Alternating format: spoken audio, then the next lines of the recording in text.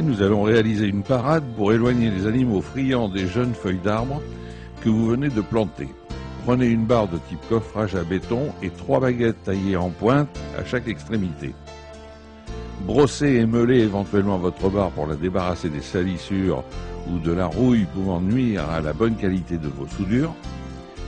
Il faudra répartir les 3 baguettes le long de la barre, connecter la pince de masse sur une partie de l'objet, amorcer l'arc électrique de préférence contre la barre, sinon la baguette se déplacera.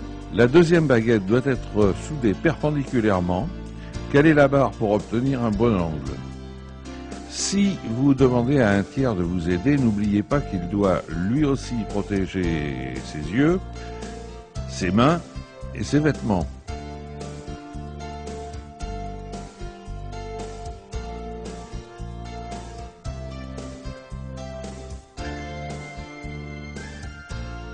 La baguette suivante est affixée à peu près parallèle à la première.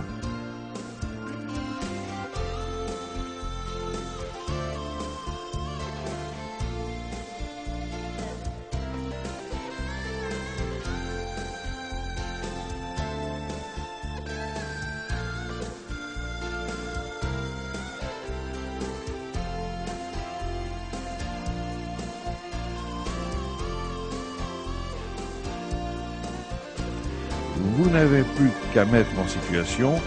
Les chevreuils ne viendront plus se nourrir de vos plantes. Lorsqu'ils se seront piqués une fois, ils auront compris la leçon.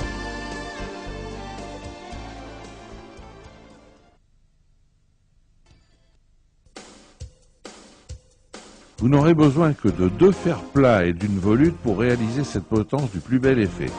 Pour maintenir en angle les 2 plats en acier, nous employons un aimant à angle calibré. Bien sûr, toute autre méthode conviendrait, notamment si vous préférez utiliser de l'inox. Il est important que les 2 parties soient bien en contact pour assurer une bonne soudure.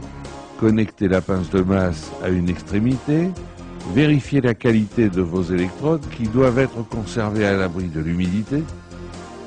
Choisissez une rutile d'un diamètre adapté.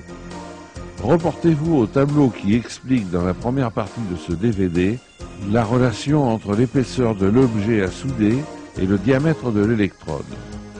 Retournez votre pièce et pratiquez un autre point de soudure. Pour amorcer l'arc électrique, frottez la pointe de l'électrode sur la partie à souder, ce qui va créer des étincelles.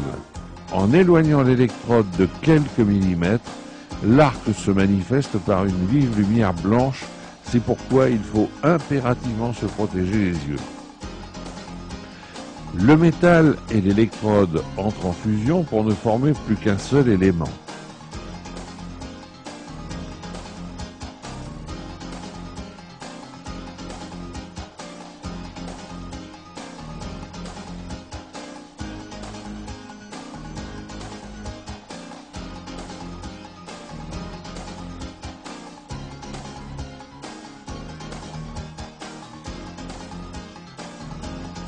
Après refroidissement, piquez la soudure au marteau et éliminez le laitier.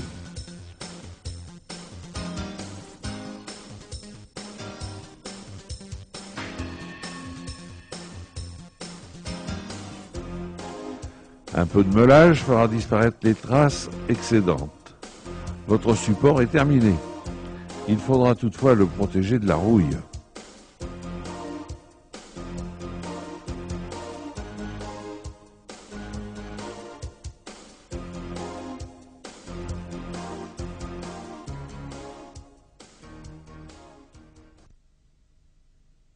Cette chaise, oubliée dans un coin à cause de son pied dessoudé, a bien besoin d'un peu de soin.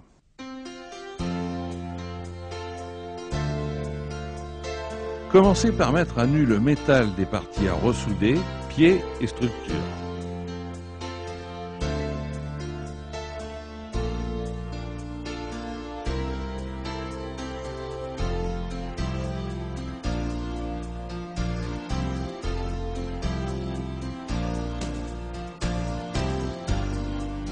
Pour maintenir en situation les 2 éléments, aidez-vous d'une pincetto, connectez la pince de masse sur l'un d'eux. Lorsque cette chaise sera reconstituée, elle subira des pressions de plusieurs kilos. Il est conseillé d'avoir recours à une électrode de type basique permettant la réalisation de soudures à forte résistance mécanique.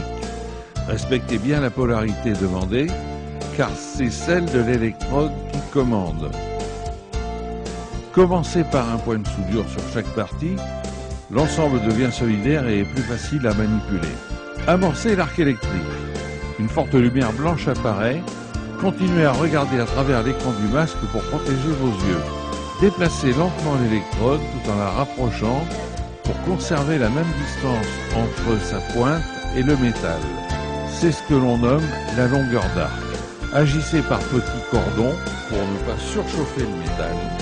Piquez le laitier, brossez, meulez et vérifiez la stabilité de la chaise.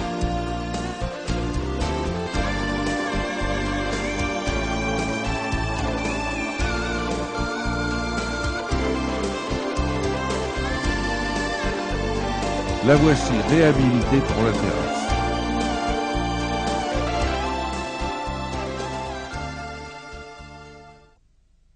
La fonte est un acier particulier dont il est difficile de deviner la qualité. Il faut agir avec délicatesse.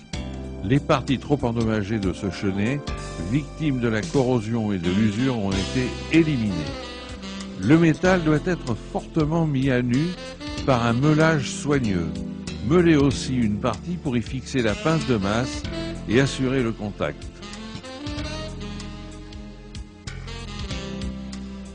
Choisissez une électrode spéciale fonte. Respectez bien la polarité demandée, c'est celle de l'électrode qui commande.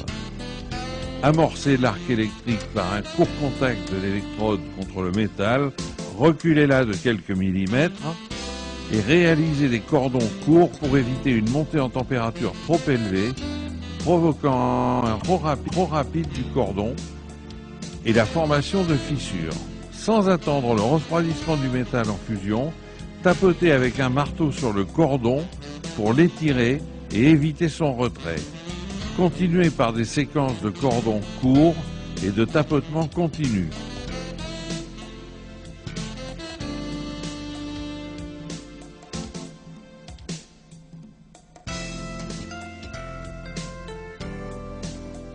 Enlevez régulièrement le laitier et brossez la soudure en cours pour apprécier l'évolution. Soyez généreux dans le rechargement.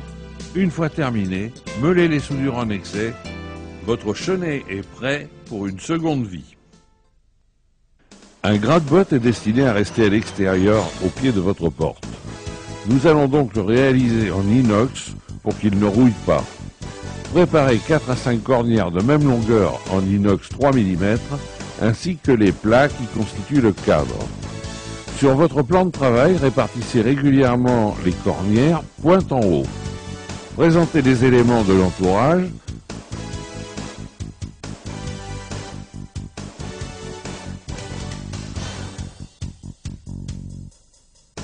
Pour positionner l'ensemble, aidez-vous de cales.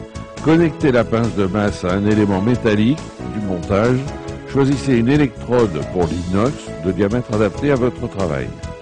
Dans notre cas, diamètre 2,5. Respectez bien la polarité demandée, c'est celle de l'électrode qui commande. Il est inutile de réaliser de longs cordons de soudure, un seul point généreux par arête est suffisant. Les étincelles produites par l'arc électrique sont vives et le laitier provoque des projections. N'oubliez pas de bien vous protéger.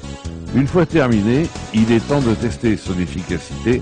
Attention, l'augmentation de la température pendant les soudures ont rendu votre gratte-botte très chaud. Manipulez toujours vos réalisations avec des gants de protection.